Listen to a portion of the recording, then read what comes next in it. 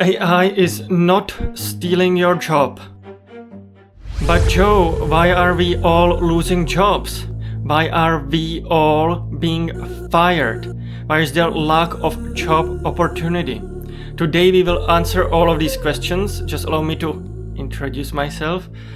My name is Joe. I talk everything about geopolitics and macroeconomics. Today we will answer all of these questions and even more. There are a lot of firms that are claiming that they are firing people because of they are replacing them with AI. But that is obviously nonsense. It is obviously nonsense. But why are then people being fired? Why is this happening? Today we will answer all of these questions. All of them. But first, let's take a listen to a short video clip, and then after all of that, we will answer all of these questions, all of them. Turns out, sinking all those bucko schmuckos into corporate chatbots ain't all it's cracked up to be. The post-GPT clarity is starting to set in on companies that went all in on implementing AI helpers for their employees, or kinda wasting their money. A study of 25,000 workers across 7,000 workspaces showed that, on average, the employees that actually did make use of whatever AI their company put in place for them saved about 3% of their time doing so. And despite being slightly more productive at work, that tended to not get reflected in their paychecks, which likely then disincentivized them to keep using AI. And from a business perspective, it doesn't make sense to pay people more because you're paying for the AI to make the employees more productive, not paying the employees more for doing better. 25% of all AI projects have been found to deliver on their promised return on investment, according to what CEOs have told IBM. And a lot of them have since admitted that the risk of falling behind pushes them to throw a bunch of money at tech that they don't fully understand, and that's pretty much exactly what's happened here. Everybody is getting fired. Everybody's getting fired everywhere. 1,000 people there, 1,000 people over here, 1,000 people over there. Everybody's getting fired everywhere. And the companies are trying to claim that this is because AI. But, as we heard in the video, AI is not as effective. AI is not making people more efficient. They are claiming that, according to the research, only between 3% up to 7% has been increased the productivity of workers who are using AI. And so, why are people being fired? Why are we all losing our jobs? Is it really because of AI? Of course not. Of course not. Ever since the lockdowns started, the economy completely shut down. It was completely shut down, and we had almost no growth ever since then. Obviously the GDP on paper grew, but it is because the governments, they have printed a lot of money and inflated the prices of everything, so you can feel it, for example, in shrinkflation, but in real inflation as well. All of the prices of everything went up, hugely up, and the governments were borrowing even more in order to stimulate the economy. They have been ramping up different types of government projects and programs. But all of this growth has been basically inflated by the government's borrowing. There has not been real growth ever since the brutal lockdowns that had shut down everything. Now we are moving into real recession. There have been contraction of GDP. We are moving into true, real, recognizable recession. Now, I just want to point out there will be, yapper from the libtards that this recession was caused by the tariffs. That is obviously not true.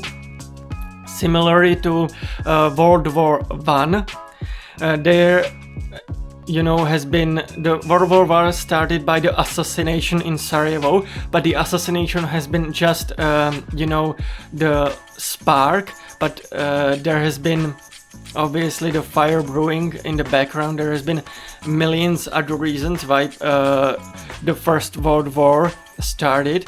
The assassination was just a tiny little spark. In a similar way, the tariffs might be the spark that will basically one day be blamed the reason for the recession. But in reality, it is because we have completely shut down the economy. we have completely shut down all businesses and we have printed insane amount of money. Both Democrats and Republicans printed money. The first administration, Trump's administration in 2020 printed 2 trillions, and then in 2021 the Biden's administration printed 2 trillion as well. They have both done the same policy. There is almost no difference between libtards or Trumptards.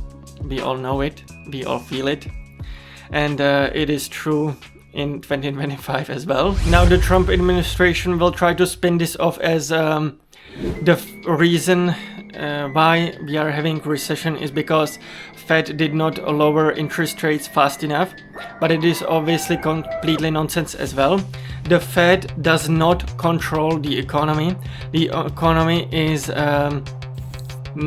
you cannot control the economy just by interest rates. The interest rates only they are only controlling the interest rates of short-term loans. They don't even control the interest rates of 10-year, 20-year and 30-year. They are independent of the Fed. They only control the short-term interest rates, the borrowing rate in which commercial banks are borrowing. They are not controlling the interest rate of your mortgage. They don't control that. It is independent. For example, one of the last rate cuts, it was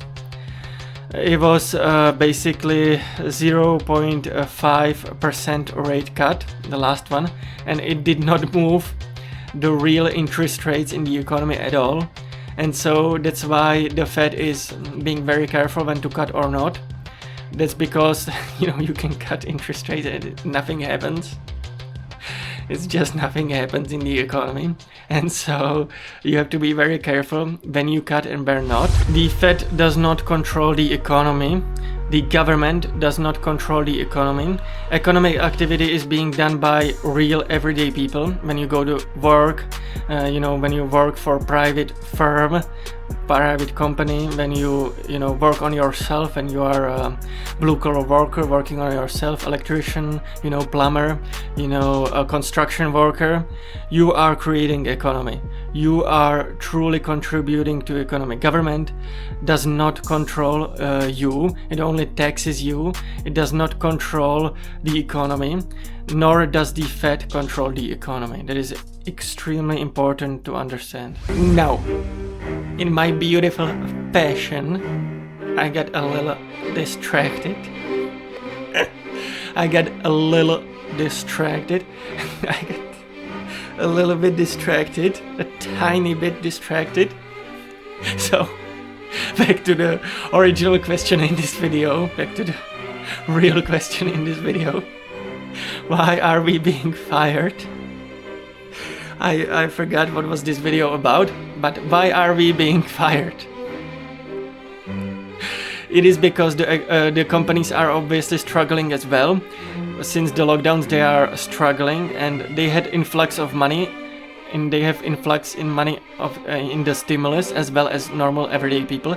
But ever since then, they have been truly struggling. For example, the tariffs were meant to increase inflation, but that did not happen. That is because the consumer is weak. They cannot carry the price increase. They cannot afford it, and so the companies were not able to basically offload this increase in price onto the customer, and so they are struggling because of that.